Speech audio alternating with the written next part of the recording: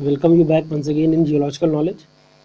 So as you all know that we are dealing with the very important topic of petrology, and in petrology we have discussed two videos in which we have talked the basics of igneous petrology, and in another video we have talked about the structures and the composition of texture as well as the composition and structures of igneous rocks.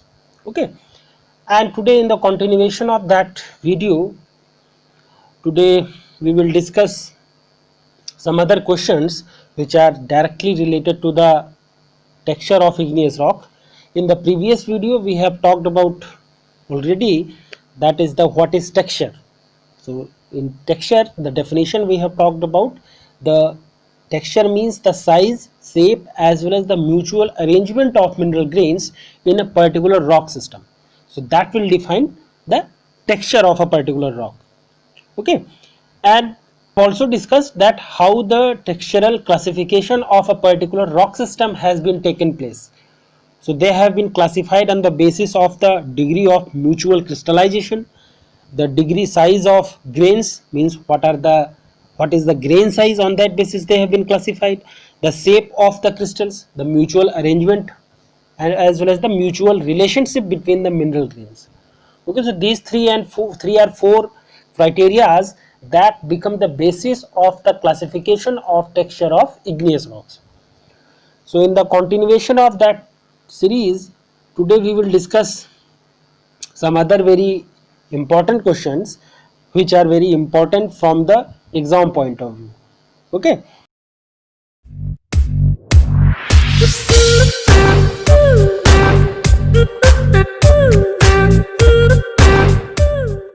and this will be the, I think, second video in the sequence of that textural classification of the igneous rocks.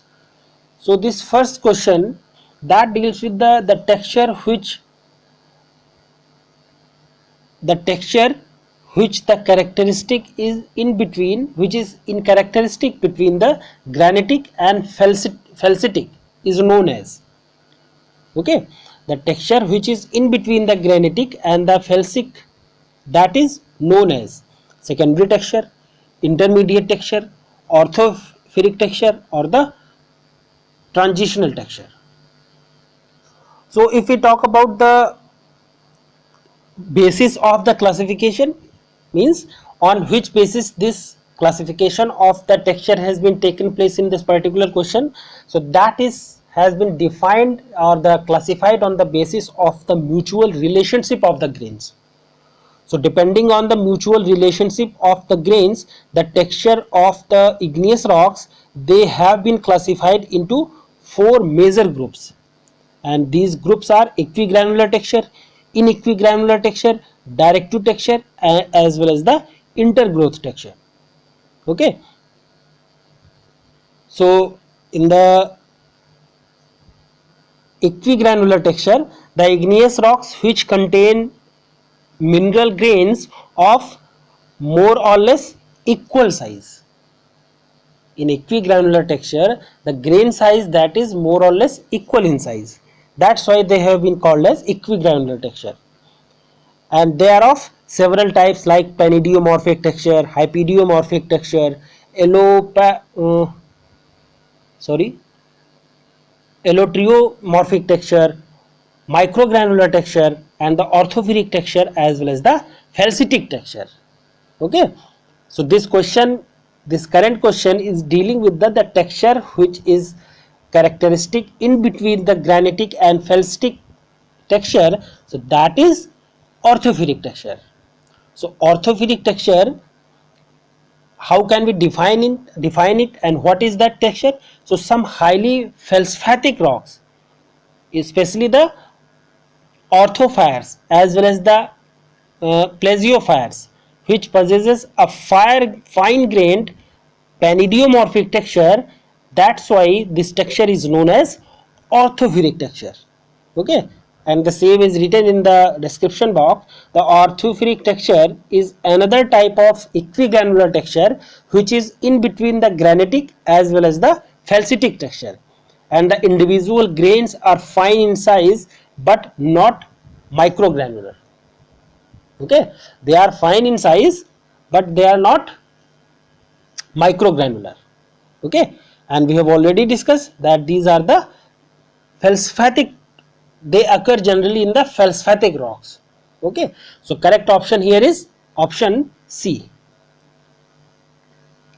Next question deals with the what is the texture called when large sized crystals are embedded in the fine grain matrix. Granitic texture, poikilotic texture, porphyritic texture, or the directive texture. So firstly we will understand that is option is C, as you can see in the description box. Option C is the right answer. But the point being that what is the porphyritic texture and how we can understand it, the process of its formation. So porphyritic is formed by the word added as a suffix, as you can see porphyry, and so porphyritic or the ferric suffix, that is important. So ferric texture, or the when the ferric is used as suffix in the texture, so ferric means two crystals. So in simple terms you can understand ferric as a two crystals. One will be bigger and one will be smaller. So that's why it's defined as a porphyritic texture when the bigger crystals, when the bigger part that has been surrounded by the smaller part. Okay, so the bigger crystal or the phenocryst, that will be in the center, and the ground mass that will cover the total remaining area. Okay, so that is how you can understand the process of the formation of porphyritic texture. So the porphyritic texture is characterized by the presence of a few conspicuous large size crystals, the phenocryst. The large size crystals, these are the called phenocryst, and the fine grain matrix or the fine grain mass, that is known as ground mass. Okay, so which are embedded in a fine grained ground mass or the matrix. Okay, so and same is written in the description box, or that I have read from the description box. Okay, so that's why it's very important for you to understand the basis of the classification and the basic concept behind the formation of porphyritic texture. You have to understand that how the phenocryst and the ground mass are embedded. Okay, in the next questions we will discuss about its reverse. So you have to understand the arrangement of ground mass, that whether ground mass is in the center or the phenocryst is in the center. Okay, so that is how you can define porphyritic texture. Okay, so option C is the right answer. Next one is the cause which is not influencing the porphyritic texture is difference in the molecular concentration, change in the physicochemical characteristic or the physicochemical conditions, relative insolubility, as or the changes in the temperature. Okay, so four options are there.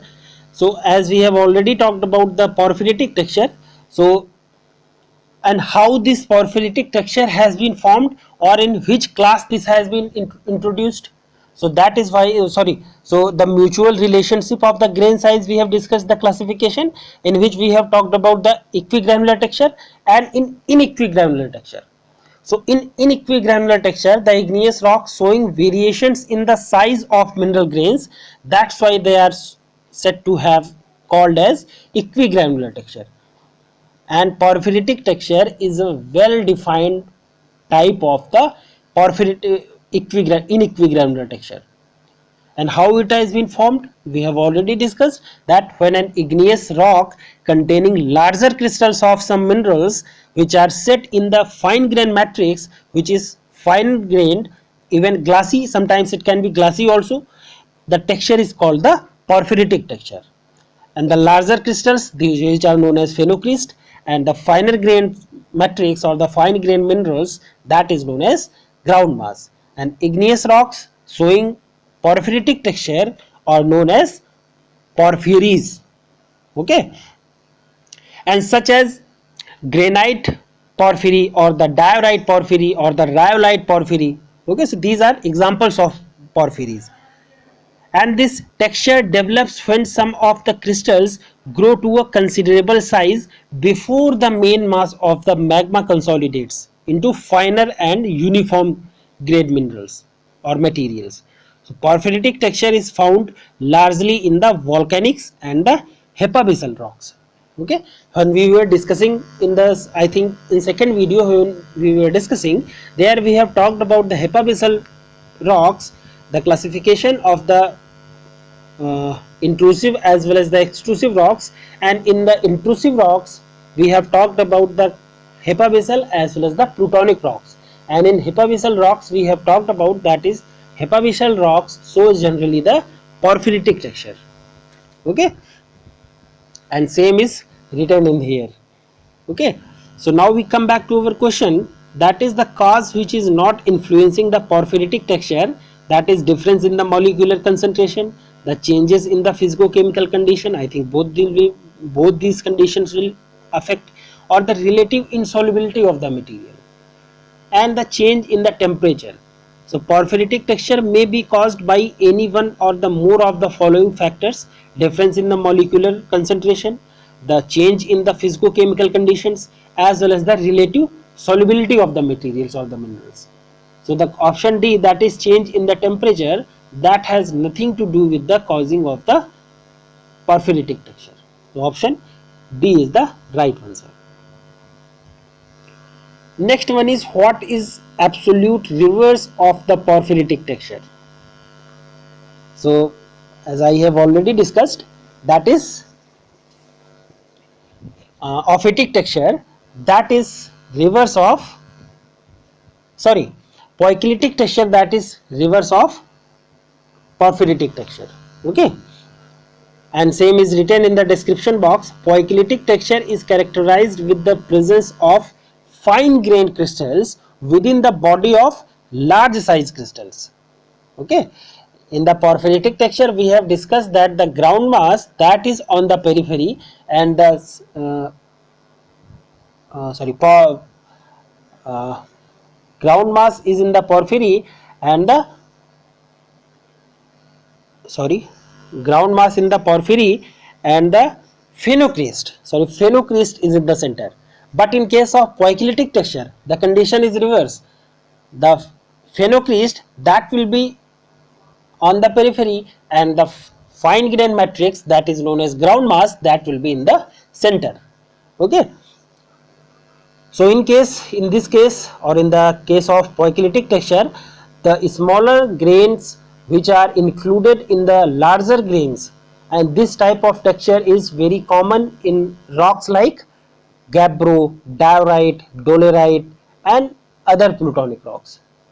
Okay, and there are several classification, there are several divisions of poikilotic texture, like ophitic texture, subophitic texture, and the hyalophytic texture. Okay, that will come later, in the later part we will discuss.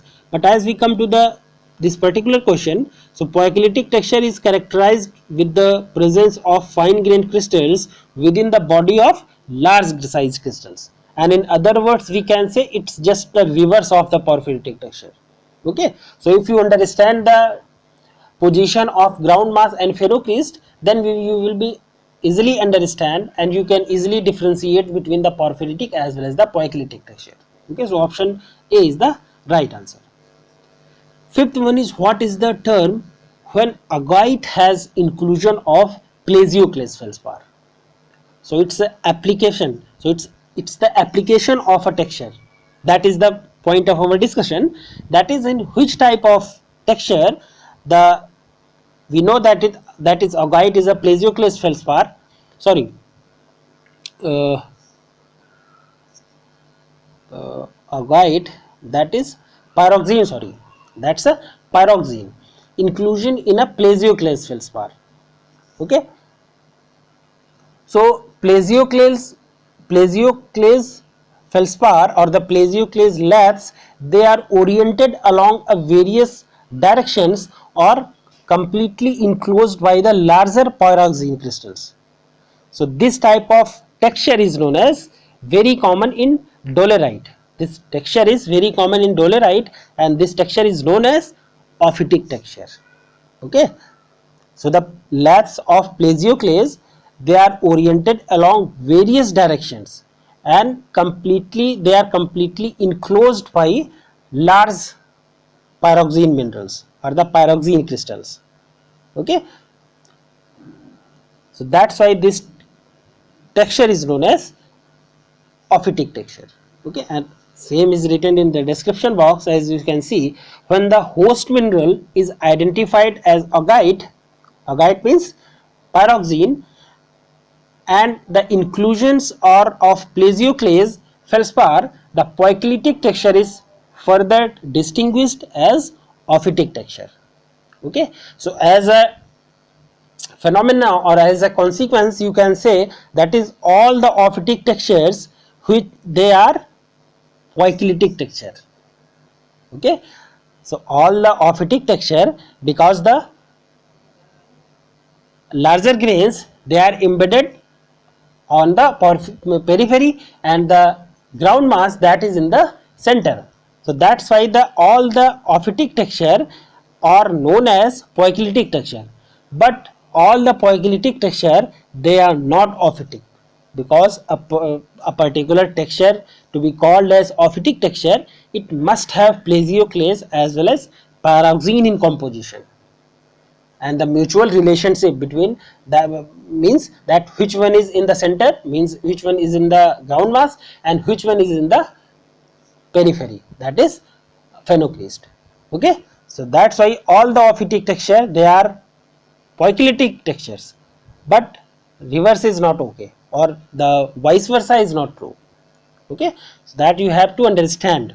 Okay, it can be asked in a as a statement. Okay, and you have to pinpoint or you have to answer the particular question. So the question number 5, the option D, that is ophitic texture, is the right answer.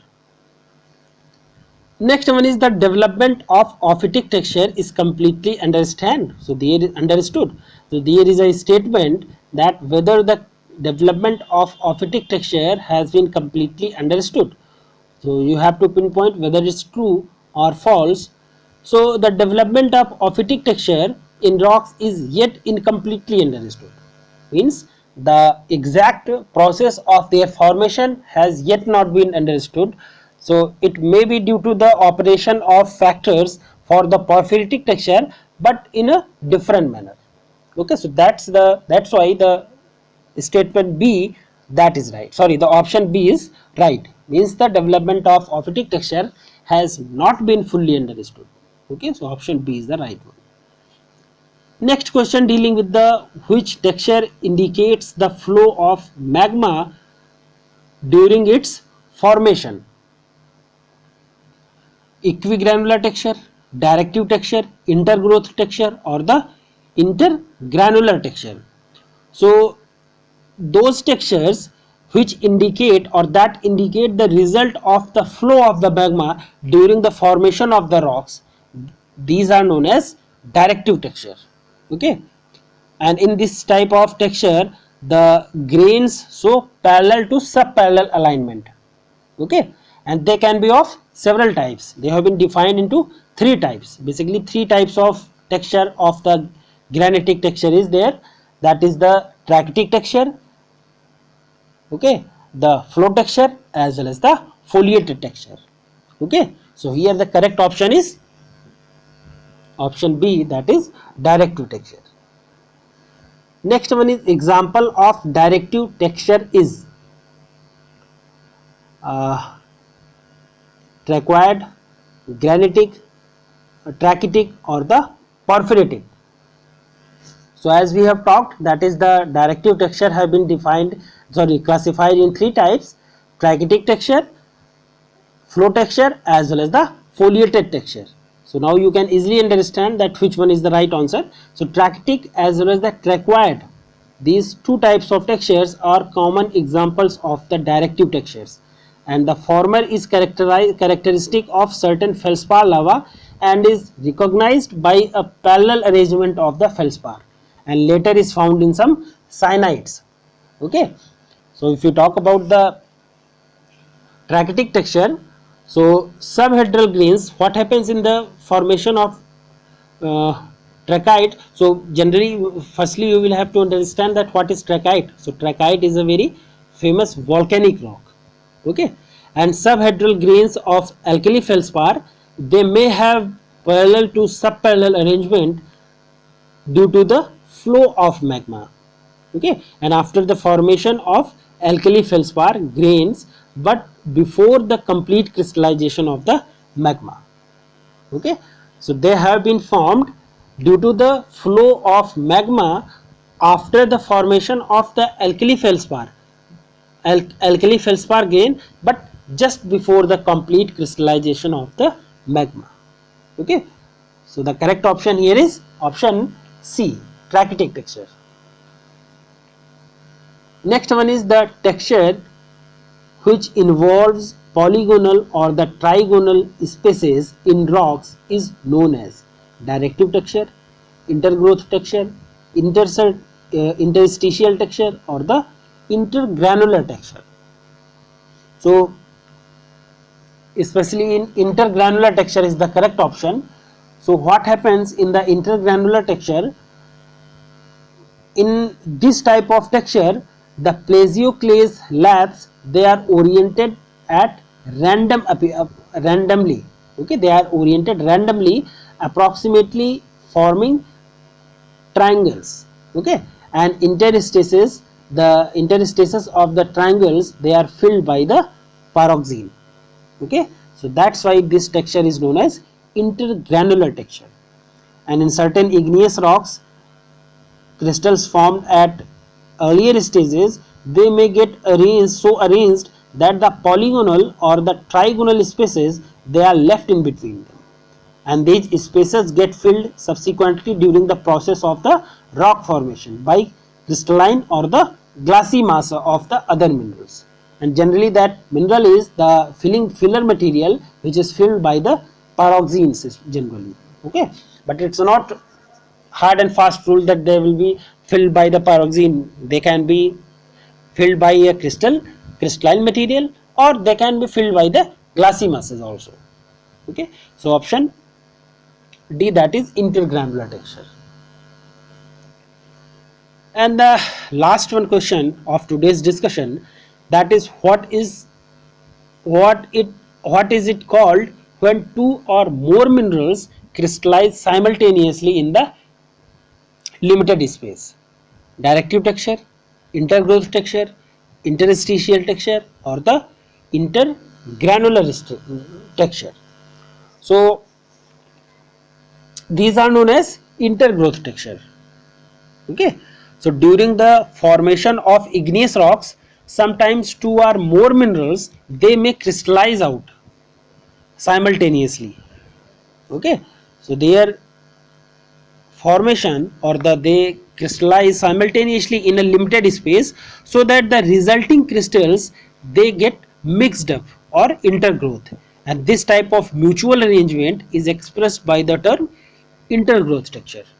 Okay, and the best example is the intergrowth of quartz as well as the orthoclase, that may take place when they crystallize simultaneously, and this intergrowth frequently produces graphic texture, in which the skeletons of quartz crystals, they are embedded in the orthoclase, and the two intergrown minerals have the same optical orientation over the large areas. And a variety of granite which is known as graphic granite, that shows the graphic texture. Okay, so correct option here is intergranular texture, that is option D. So in this current discussion, we have discussed some other very important textures of igneous rocks, and they are very important from the exam point of view. Generally questions are asked from these types of textures. Okay, so you have to just revise it and I think I have discussed the important factors of all the textures in this current video, and that will be helpful for you. Okay, if you understand or if you have understood the basic concept, and just give it a revision, give it a revision, and it will be fixed. Okay, and you can answer the particular question whenever it's asked in the examinations. Okay, thank you.